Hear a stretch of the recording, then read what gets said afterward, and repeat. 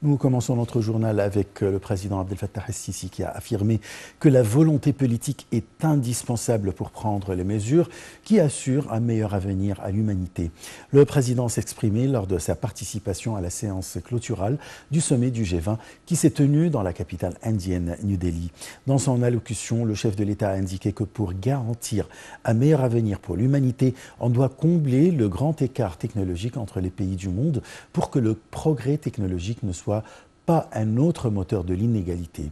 Le président a d'autre part indiqué que les problèmes existants doivent être réglés le plus vite possible avant de s'aggraver. Selon lui, parmi ces problèmes figure la crise des dettes des pays en développement qui ne cesse de s'alourdir, exigeant une intervention rapide avant de ne générer une crise mondiale de dettes. Le président El-Sisi a d'autre part souligné l'importance de respecter l'agenda du développement durable et les résultats de l'accord de Paris sur le climat, tout en assurant le financement international nécessaire pour le dossier du climat. El-Sisi a par ailleurs exigé que les pays développés remplissent leur engagement concernant le financement et le transfert de la technologie. En marge du sommet du G20 à New Delhi, le président Abdel Fattah el-Sisi s'est entretenu aujourd'hui avec son homologue turc Recep Tayyip Erdogan. Le porte-parole de la présidence a déclaré que les deux dirigeants ont souligné l'importance de promouvoir les relations entre les deux pays et de s'appuyer sur des progrès tangibles pour relancer les différents mécanismes de coopération bilatérale. De même, ils ont exprimé leur souci de renforcer la coopération régionale en tant qu'approche stratégique ferme dans un cadre de respect mutuel, d'intérêt commun et d'intention sincère. Le président Abdel Fattah el-Sisi s'est également réuni aujourd'hui avec le chancelier allemand Olaf Scholz en marge du sommet du G20 à New Delhi. Le porte-parole de la présidence a déclaré que les deux dirigeants ont salué le progrès des relations bilatérales suite aux échanges de visites entre les hauts responsables des deux pays au cours des dernières années. Les deux leaders ont également exprimé leur aspiration à promouvoir la coopération au cours de la période à venir et à intensifier la coordination et la consultation politique. Le porte-parole a ajouté que la réunion a abordé aussi la coopération entre les deux pays dans le secteur de transport, d'industrie et d'énergie, outre les moyens d'accroître le volume des investissements allemands en Égypte.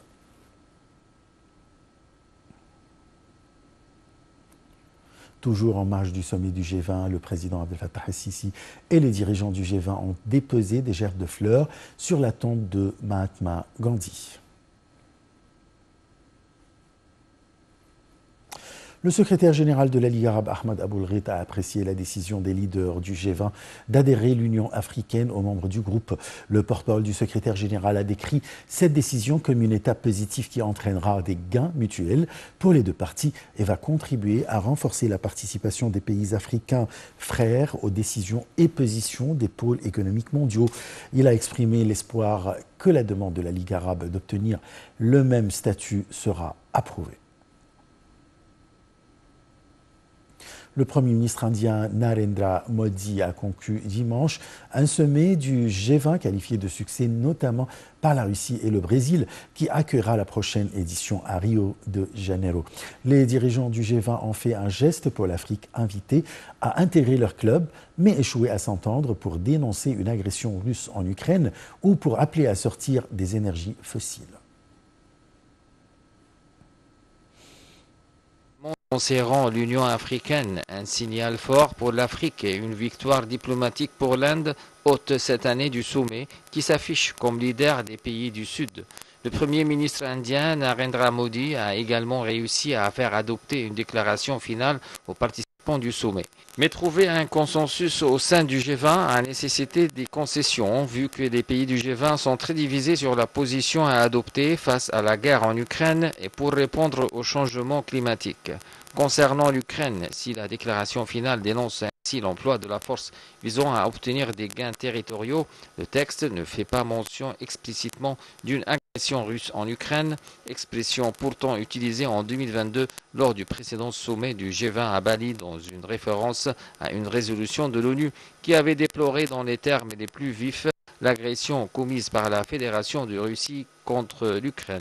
Sur le volet climat, les chefs d'État du G20 n'ont même pas réussi à mentionner qu'ils avaient un désaccord sur la réduction des énergies fossiles, comme l'avait fait leur ministre de l'énergie en juillet à Goa. Ils sont restés sur le langage employé l'an dernier à Bali, appelant à accélérer les efforts vers la réduction de la production d'électricité à partir de charbon non accompagné de dispositifs de captage ou de stockage de carbone. Cela exclut de facto le gaz et le pétrole. Les pays du G20, qui sont responsables de 80% des émissions de gaz à effet de serre, ont malgré tout déclaré leur soutien aux efforts visant à tripler la capacité mondiale en matière d'énergie renouvelable d'ici à 2030. Ils ont aussi averti que les investissements et le financement de la lutte contre le changement climatique devaient augmenter de manière substantielle pour aider les pays en développement à effectuer la transition verte. Le président de l'autorité nationale électorale, l'ANE, le conseiller Walid Hamza, s'est réuni avec l'organe exécutif de l'autorité pour parachever les préparatifs du processus électoral, notamment en ce qui concerne le côté logistique. Ceci intervient dans le cadre des mesures entreprises par l'ANE en Égypte pour parachever le processus des élections présidentielles qui doivent avoir lieu prochainement. Dans ce contexte, le président de l'ANE a chargé l'organe exécutif de fixer un délai pour finaliser les préparatifs des élections et de rédiger un rapport détaillé incluant les mesures entreprises en la matière.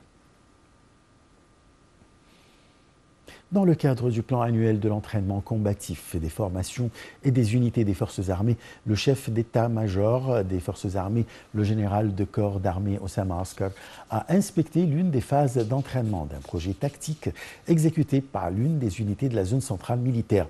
Le chef d'état-major a inspecté l'orientation topographique et tactique et passé en revue les diverses mesures de l'entraînement tactique. Le général de corps d'armée Osama Askar a d'autre part transmis les salutations du commandant général des forces armées et ministre de la Défense, le général Mohamed Zaki, à tous les éléments participant au projet. Osama Askar a également loué la performance distinguée et la compétence combative des éléments des forces armées dans la zone centrale militaire.